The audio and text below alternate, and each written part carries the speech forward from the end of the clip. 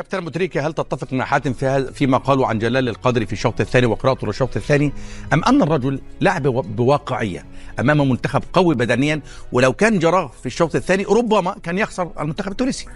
خلينا نقول اللي خلى السيناريو صعب المأمورية على تونس هو الماتش الأول، خسارة ناميبيا طبعا.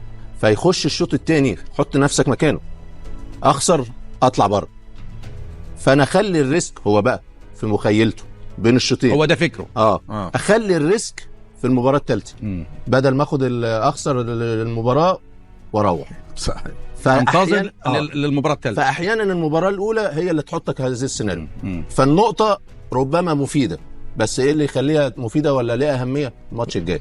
صحيح، الماتش الجاي. طب هو لو انت مكان القدر كنت عملت نفس السيناريو؟ هو بيخش بحسابات. اسمع اللي بقول لك، احنا غيرنا، احنا في التكييفات والهواء الحلو. انما هو عنده ضغوط. خلي بالك هو خسران من ناميبيا، اقل فرقه في المجموعه. هو بيلعب احسن فرقه في المجموعه، الشوط الثاني جات له فرصه للطايف. انت تعرف الكره دي لو مع عاشوري جول. انا مع حاتم التغييرات متاخره، توقيتها متاخر. عاشوري ده لو بنص رجل يلعب ما يطلعش. هل هو اشتكى؟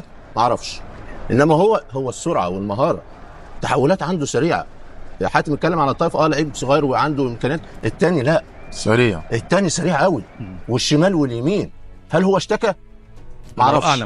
انما ده قلت لك والله العظيم اجيب كرسي واقعده وهخليه رجل على رجل وما يطلعش. ده يبقى اخطا في التبديلات. واحد اتاخر فيها.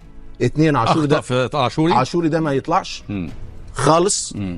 3 ايه اللي كان بيميز تونس في الشوط الاول؟ علي العبدي. شفنا الشوط الثاني اختفى، مش موجود. لماذا؟ ما هو قلت لك الحسابات. حسابات الفريق بتاع تونس ارجع ورا وامن. الفريق التونس بيلعب بسلاسه وبحريه في الشوط الاول والتيكي تاكا.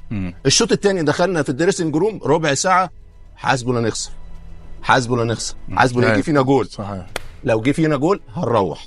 فنوعا ما تحس ان الفريق متكتف ومتحفظ، مش عاوزين اخطاء، نأمن دفاعنا كويس، نيجي لنا فرصه نخطفها. وجات له الفرصه وكان ممكن يخطف. انما زي ما بقول لك احمد، المدرب بيعيش حسابات. فاللي حط اللي في الموقف ده خساره ناميبيا، مش التعادل مع مالي.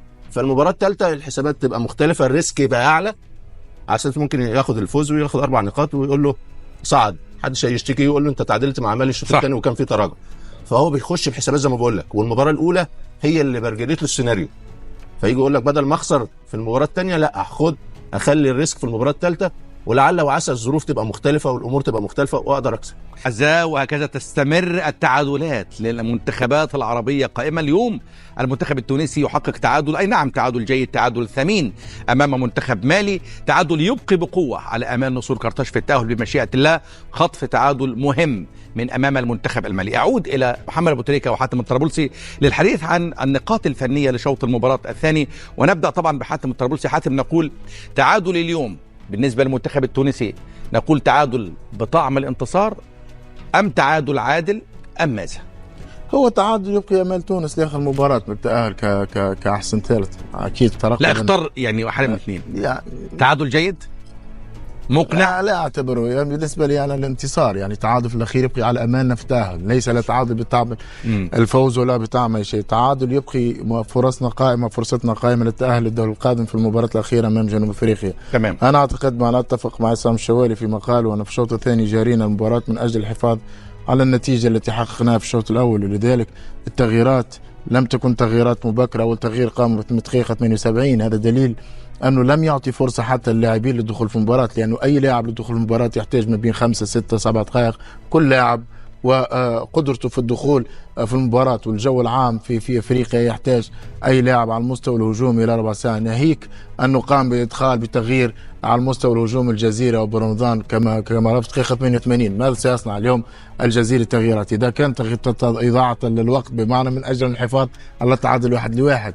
فأنا هذا لومي على المدرب، بمعنى كنا من المفروض أن نلعب من أجل الحصول على 3 نقاط في مباراة اليوم. صحيح وجانا منتخب مالي جيد، منتخب لديه إمكانيات هجومية ممتازة جدا، شاهدنا التغييرات التي قدمت إضافة المنتخب مالي، لكن لما لم نلعب على الفوز؟ الطيف قام بإدخاله لاعب، ضاع فرصة ونتفق نختلف على المستوى العاشوري كان قادر أن يبقى قليلا، لكن في الأخير هو خيار المدرب تغيير لبعث دماء جديدة تعطي إضافة للفريق. بالآراء تأخر في التغييرات، إصرار في دقيقة 78 تم إدخاله 12 دقيقة أو أكثر بقليل، ربع ساعة يكاد يكون.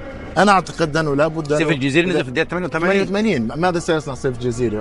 ماذا مهما كان قيمة اللاعب تمنحه 5 6 7 دقائق، فلا بد أن تكون أنت التي تصنع اللعب كي يكون يمكن في 10 دقائق كل لاعب قادر أن يقوم بهذا. يعني التبديلات متأخرة. أنا أعتقد كما كان في المباراة الأولى، إصرار في أدخل إصرار في دقيقة 92. فهنا أنا لدي اختلاف معاه في عملية الاختيار. ولماذا المدرب كأنه سعيد بالتعادل؟ فاحنا مع احترامنا الكامل لمالي، منتخب جيد جدا وهو على المستوى الفني اعلى منتخب. من المفروض ان نلعب من اجل الحصول على 3 نقاط، من المفروض ان نلعب من اجل تغييرات ربع ساعة 10 20 دقيقة، ويبدأ في التغييرات الهجومية من أجل أن يعطي أكثر دعم. وكنت أتمنى الجزيري يبدأ من دقيقة 20 ويعطي المساكن يكون هو خلف الجزيري كبلاي ميكر. هنا سنشاهد يوسف يأخذ أكثر حرية، لأن يوسف كان ملزم أن يكون دائما في الهجوم، وإن كان في ما قام به يعتبر قام بأداء جيد يوسف اليوم على المستوى البدني، على المستوى الفني، على المستوى كذلك في الدفاع، ساند الفريق بشكل كبير. قد فريق هنا ليس كلام المجهود البدني ككل من الدفاع إلى وسط الميدان إلى الهجوم مقارنة بالمباراة الأولى يعتبر أداء جيد. لكن أنا أتكلم تدخل المدرب دائما، وهنا مع كل احترامي لسجلال، لأنه اليوم من المفروض أن يكون تدخله مبكر كي يعطي أكثر على المستوى الهجومي، يكون فريق قادر أن يرفع من مستواه. فلقينا نجاروا في منتخب مالي من أجل الحفاظ على الهدف ومن أجل أن أماننا تبقى إلى آخر مباراة أمام جنوب أفريقيا. وما ما يدريك أن جنوب أفريقيا احنا سننتصر عليه. إذا تلك الفرصة لتحقيق 3 نقاط وأمام فريق محترم جدا، فعليك أن تتعامل مع دكة احتياط والتنشيط. فأنت المدرب، أنت تعمل إمكانيات لاعبيك. على كل حال لابد أن نشجع لاعبينا، ولابد أن نقف مع لاعبينا مقارنة بالمباراة الأولى. جهد بدني وكذلك ردة فعل تعتبر محترمة. كنت أتمنى أن التغييرات تكون أكثر هجومية، وأن يتدخل المدرب يعطي الإصرار في 20 ل 25 دقيقة. كذلك الجزيري مساكن يعود كلاعب بلاي ميكر، يبقي أكثر العاشوري على الطرف، وإن كان الطيف لاعب صغير السن لكن يعطي أكثر وقت للعاشوري. لم يقوم بهذا في الأخير. هدف لهدف تعادل إيجابي يبقي أماننا قائمة في آخر مباراة لتكون مصيرية.